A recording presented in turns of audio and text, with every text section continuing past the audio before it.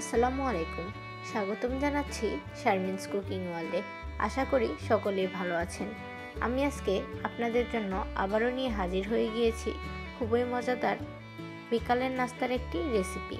আর আমার আজকের এই রেসিপিটি হচ্ছে ডিম চপ। তো চলুন কথা আর বেশি না বাড়িয়ে চলে যাওয়া যাক রেসিপিতে।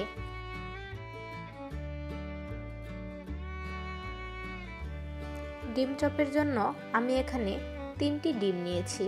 আর এই ডিমগুলোকে আমি একটি ছুরি দিয়ে এভাবে খণ্ড করে কেটে নিয়েছি।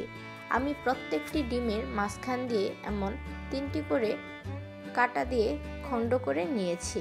আমার আজকের ডিম চপের জন্য আরও লাগবে আলু। আলুগুলোকে আমি খুব ভালোভাবে সিদ্ধ করে পানি জড়িয়ে শুকিয়ে নিয়েছি। আর এই আলুগুলোকে আমি খুব ভালোভাবে ম্যাশ করে নিয়েছি। তো চলুন ডিম চপের জন্য পুরটা তৈরি করে নেওয়া যাক। তাই চুলাতে একটি প্যান বসিয়ে দিলাম। দিয়ে দিচ্ছি 1 টেবিল স্পুন রান্নার সয়াবিন তেল। এখন এখানে দিয়ে দিচ্ছি 1 কাপ পেঁয়াজ কুচি।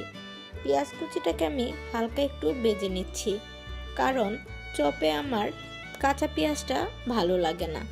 তবে আপনারা চাইলে এখানে কাঁচা পেঁয়াজটাও ব্যবহার করতে পারবেন।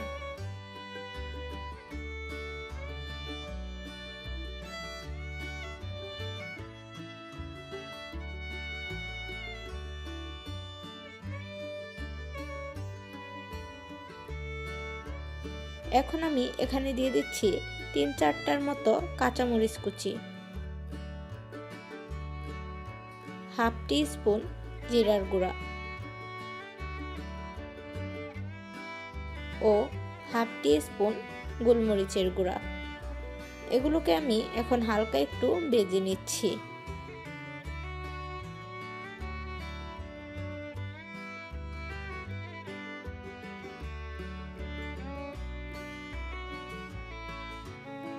ভাজা হয়ে গেলে এখানে দিয়ে দিচ্ছি ম্যাশ করে নেওয়া আলুগুলো, আর দিয়ে দিচ্ছি 4-5টা শুকনা ভাজা মরিচ। আমি ভাজা মরিচগুলোকেও এভাবে ম্যাশ করে নিয়েছি। এখন আমি এগুলোকে একটু ভালোভাবে নেড়ে মিশিয়ে নিচ্ছি।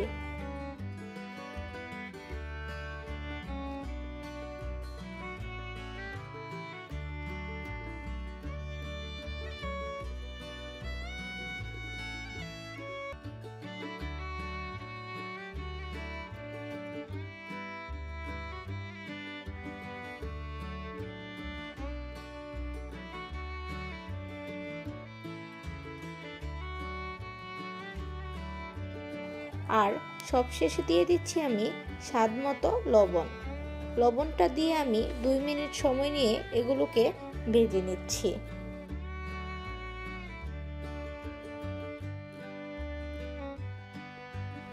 যেহেতু আমি এই পুরটা দিয়ে ডিম চপ তৈরি করব, সেহেতু চপগুলোকে আবারও ডুবা তেলে ভাজা হবে। সেই জন্য এই পুরটাকে খুব বেশি সময় নিয়ে ভাজার প্রয়োজন নেই।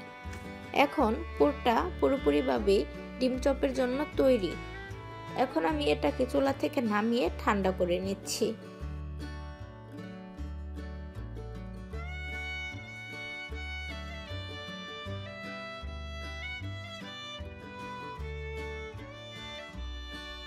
পুরটা এখন ঠান্ডা হয়ে গিয়েছে।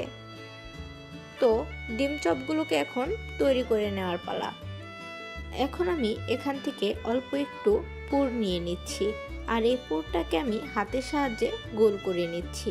তবে আপনারা চাইলে আপনাদের ইচ্ছা মতো এখান থেকে পুর নিয়ে চপের আকার দিয়ে নিতে পারেন।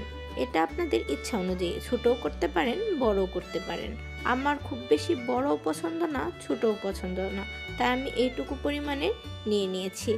এখন আমি হাতের তালুতে এটা বসিয়ে আর একটা হাত দিয়ে খুব ভালোভাবে চাপ দিয়ে দিয়ে একটা রুটির মতো শেপের তৈরি করে নিচ্ছি। দেখতেই তো পাচ্ছেন, এই পুরটা দিয়ে আমি খুব বেশি মোটা বা খুব বেশি পাতলা করিনি। এটাকে আমি যথাসম্ভব গোল করেছি। এখন আমি এখানে মাঝখানটায় ঠিক কেটে রাখা ডিমগুলো থেকে একটি টুকরা নিয়ে দিয়ে দিচ্ছি। ডিমটা দিয়ে আমি চারদিক থেকে ফোল্ড করে এনে এনে পুরটাকে দিয়ে দিচ্ছি। আর পুরটা দিয়ে দেওয়ার পরে আমি মুখটাকে সিল করে দিচ্ছি। দেখতেই তো পারলেন আমার একটি ডিম চপ তৈরি হয়ে গিয়েছে। এখন আমি আপনাদের বোঝার সুবিধার জন্য আরও একটি ডিম চপ তৈরি করে দেখিয়ে দিচ্ছি। আসলে আমি এটা আপনাদেরকে বলে বোঝাতে পারবো না, দেখেই বুঝতে হবে। খুব বেশি কঠিন না, জাস্ট একটু লক্ষ্য করে দেখলেই বুঝতে পারবেন এটা আমি কিভাবে তৈরি করেছি।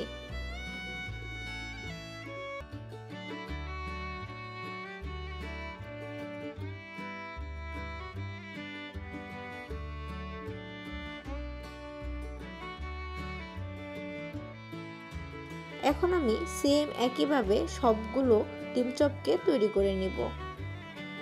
তো সবগুলো ডিম চপ এখন তৈরি করা হয়ে গিয়েছে। এগুলো যেহেতু তৈরি হয়ে গিয়েছে, এখন এগুলোকে কোটিং করে নেওয়ার পালা। তাই এখানে একটি বাটিতে একটি ডিম নিয়ে নিয়েছি।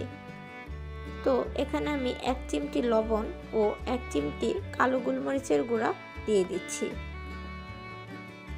এই ডিমটাকে আমি খুব ভালোভাবে একটি কাঁটা চামচের সাহায্যে ফেটে নিচ্ছি।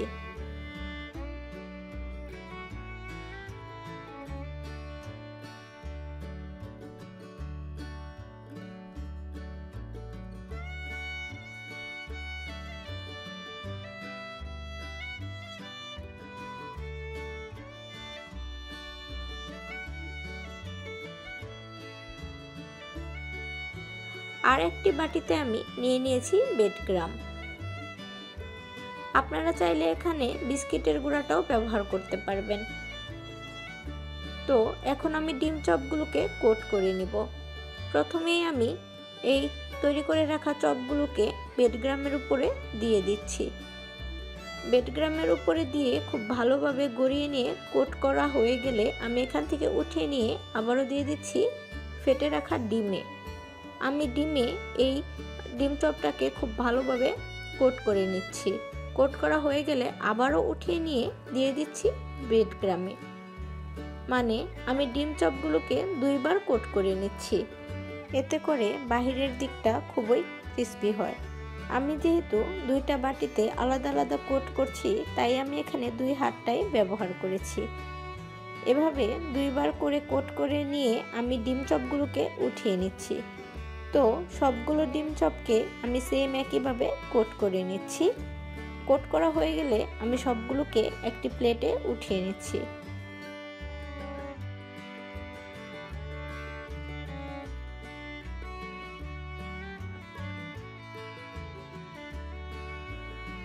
দেখতেই তো পাচ্ছেন সবগুলো ডিম চপকে আমার কোট করা হয়ে গিয়েছে। তো এখন আমার এগুলোকে ভেজে নেওয়ার পালা।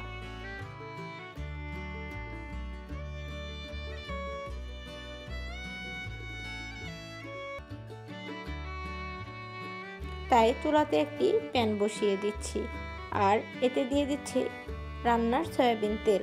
তেলের পরিমাণটা এখানে আমি একটু বেশি নিয়েছি।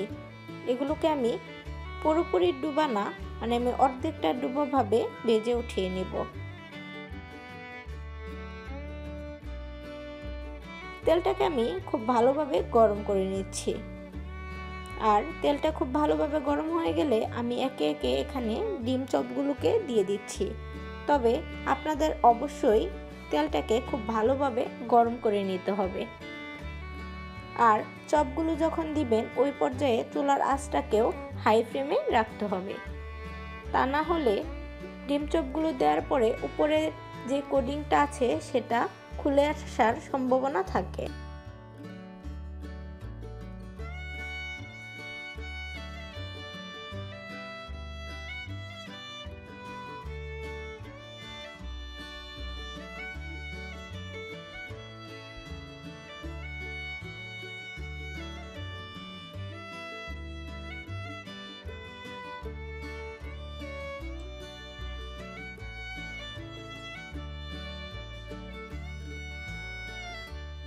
তো চপগুলো দিয়ে দেওয়ার 1 মিনিট পর চুলার আঁচটাকে আমি মিডিয়াম থেকে লোতে এনে চপের এই সাইডটাকে 5 মিনিট সময় নিয়ে খুব ভালোভাবে ফ্রাই করে নিচ্ছি।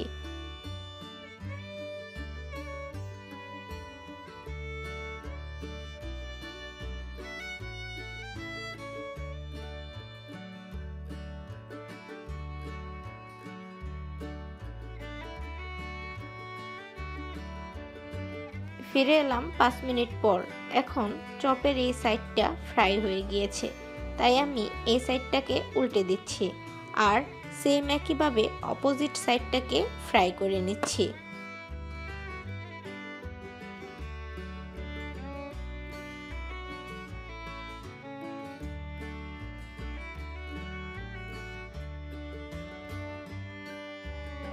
অলমোস্ট এখন ডিম চপগুলো ফ্রাই হয়ে গিয়েছে।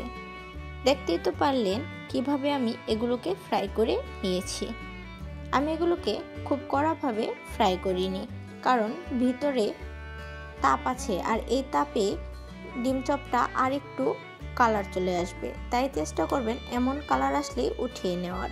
তো এখন আমি চুলাটাকে অফ করে দিচ্ছি আর এগুলোকে চুলা থেকে নামিয়ে নিচ্ছি আর এগুলোকে গরম গরম পরিবেশন করে নিচ্ছি। তো দেখতেই তো পারলেন কত সহজে তৈরি হয়ে গেল মজাদার একটি নাস্তা। বিকালের নাস্তা বা বাচ্চাদের টিফিনে আলাদা একটি মাত্রা যোগ করে এই ডিম চপ। ঘরে থাকা অল্প কিছু উপকরণ দিয়ে ও অল্প একটু সময়ে তৈরি করে নেওয়া যায় মজাদার এই নাস্তাটি, যা ছোট বড় সকলের কাছেই খুবই পছন্দের। আশা করছি আপনাদের কাছেও আমার এই রেসিপিটি ভালো লাগবে। আমার এই রেসিপিটি যদি আপনাদের কাছে ভালো লাগে তাহলে প্লিজ আমার ভিডিওটিতে একটি লাইক দিবেন এবং চ্যানেলটিকে সাবস্ক্রাইব করে পাশে থাকবেন। আপনাদের একটি লাইক আমার পরবর্তী কাজ করার উৎসাহ যোগায়। আবারও কথা হবে সামনের নতুন কোনো ভিডিওতে। ওই পর্যন্ত সকলে ভালো থাকবেন। আজকের মতো এই পর্যন্ত। আল্লাহ হাফেজ।